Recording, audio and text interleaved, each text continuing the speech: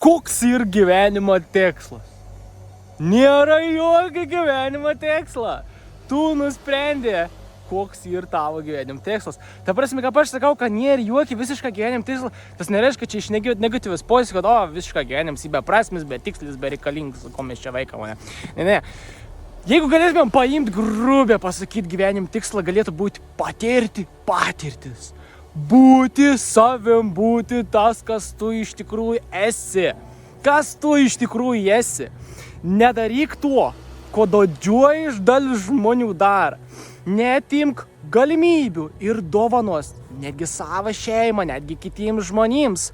Būti savim. Kodėl tu nepasirenki būti savim? Būk tas, kas tu esi. 110%. Sek savo aistrą. O tas ir yra absoliučiai svarbiausias dalykas.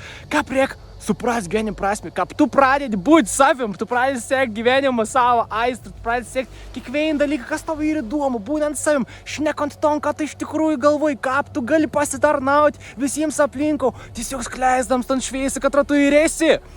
Tas ir gyvenim tikslas, buvėms čia ir dabar, patirti. Tai kam rinktis kokį nors negatyvį patirti, kam rinktis patirti negatyvą, skausmą ir nervus ir pyktį, jeigu gali pasirinkti malonumą, džiaugsmą ir pozityvą. Nesvarbu, kokia situacija dabar galvotum, oi, man ir dabar tokia situacija, kaip čia aš dabar patirsiu malonumą, jeigu man čia dabar kažkas ten mane paul, tep toliau, bla. Tu tam pasirinka. Jeigu tu tam dabar patirti, tu tam pasirinka. Aš nebūtinai sakau, kad tu tam pasirinka sąmoninga, tai ir pasąmoniška.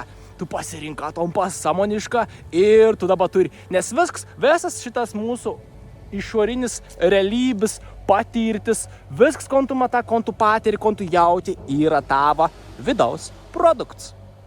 Visko, ko tu patiri, yra iš čia. Iš tavo ego, iš tavo įsitikinimų. Tai ko tu tiki? To tu turi. Gyvenim tikslas yra būti čia ir dabar. Būti tas, kas tu esi. Tai būk 110% savim. Ir visiškai negalvo, ko kiti galvo.